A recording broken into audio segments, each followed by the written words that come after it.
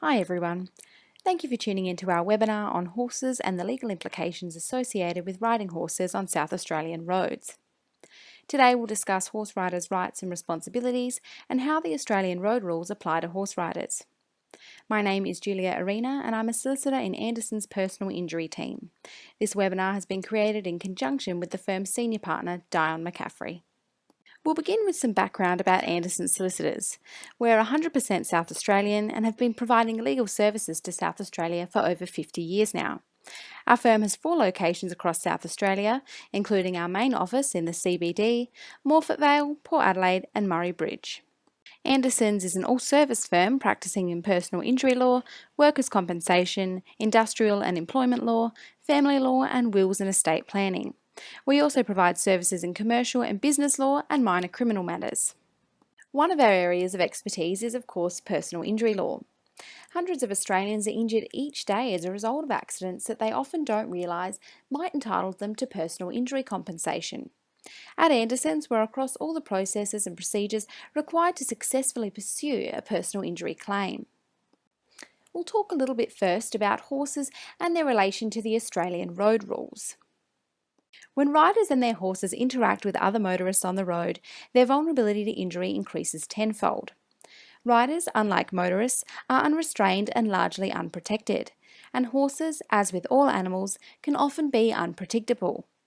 Some typical incidents with horses on the road include roads with speed zones of 70 km an hour or above, outer suburbs or rural areas, a vehicle hitting the horse from behind, a vehicle failing to provide enough room and sideswiping a horse while overtaking, a horse being spooked by another vehicle or bolting, and instances where a horse has strayed from a paddock or enclosure.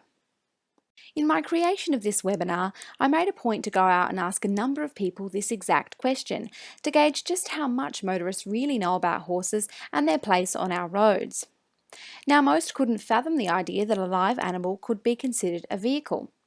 I received a number of perplexed looks and follow-up questions when I advised that yes, for the purpose of the Australian road rules, a vehicle includes an animal-drawn vehicle or an animal that is being ridden as a vehicle. All references to drivers under these rules include riders, and all references to driving will include riding unless specifically stated. But are horse riders subject to the same laws as drivers of motor vehicles? The answer, of course, is yes. As horses are considered vehicles, riders will be subject to the same laws as all other motorists. This includes riding on the left-hand side of the road with the flow of traffic, using clear signals by hand for horse riders, refraining from using a mobile phone while driving, and of course, refraining from riding while under the influence. Here's what you should know with regards to the use of a mobile phone while riding. If a person wishes to make or receive a call, including dialing a number, and needs to touch any part of the phone to do so, the phone must be mounted in a mounting that's commercially designed and manufactured for that purpose. If the phone is being used via a headset or earphones without touching, holding or resting the phone on one's body, then the phone may be located anywhere, including the driver's pocket or a pouch that they might be wearing. It is an offence to create, send or look at a text, video message or email on a mobile phone while riding. This does not affect the driver's freedom to hold the phone to make or receive calls or use any other function of the phone if the vehicle is parked, but not if the vehicle is stationary, in a traffic queue or at traffic lights. One of the Australian road rules we mentioned before was, of course, refraining from riding while under the influence. Now, I'm sure some of our listeners today may have come across this story that circulated in the news earlier this year. A Queensland woman was charged with allegedly riding her horse to a bottle shop while she was more than 4 times over the legal alcohol limit. The rider pleaded guilty to the charge and claimed she wasn't aware she could be charged with drink driving while riding a horse. The question then remains whether she was subject to the same penalty as any other motorist. The answer is yes. Horse riders are subject to the same penalties for road traffic offences as all other drivers. The Queensland horse rider's lack of familiarity with the road rules did not stop her from being sentenced to 18 months probation and having a conviction placed on her record. Now, despite horse riders being subject to the same road rules as other motorists, there are some Australian road rules that relate to horse riders alone. These include the fact that horse riders are permitted to ride 2 abreast with another rider, but this can be no more than 1.5 metres apart in order to allow other road users to overtake safely.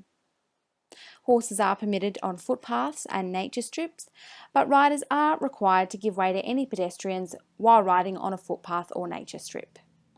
Whether motorists are obliged to pass horse riders at a specific distance and speed is a common question among horse riders.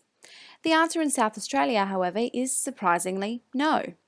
No such road rule exists in South Australia, but you'd be forgiven for thinking that it may, because this road rule does in fact exist in Queensland. In Queensland, a motorist must give way to a restive horse.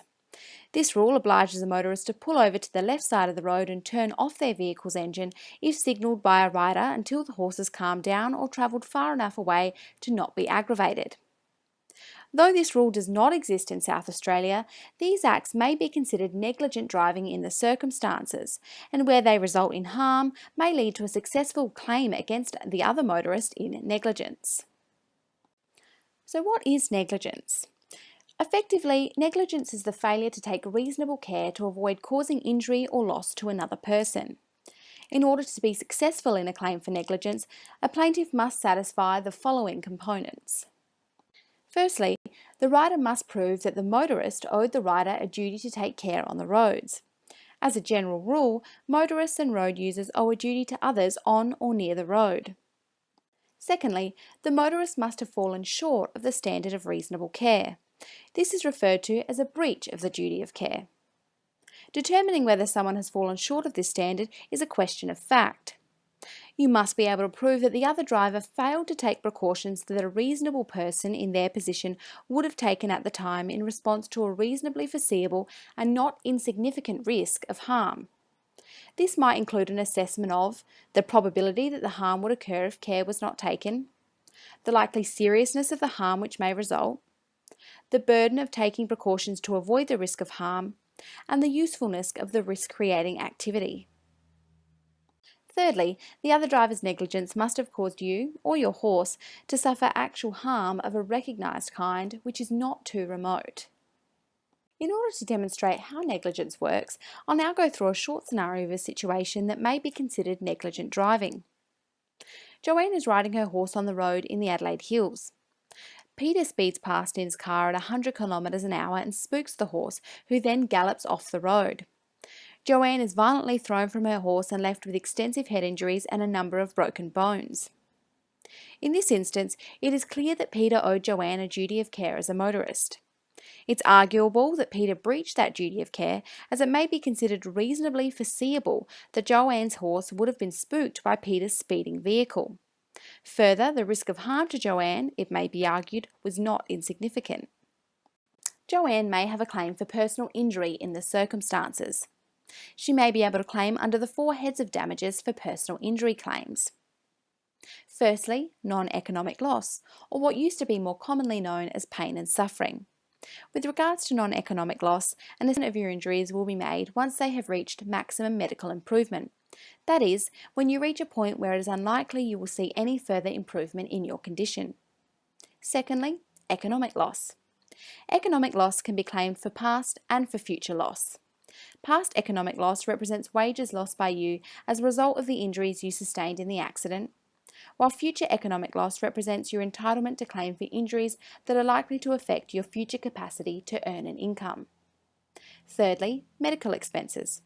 As a general rule, insurance companies will meet the costs of medical treatment that is reasonably incurred as a result of your accident and subsequent injuries.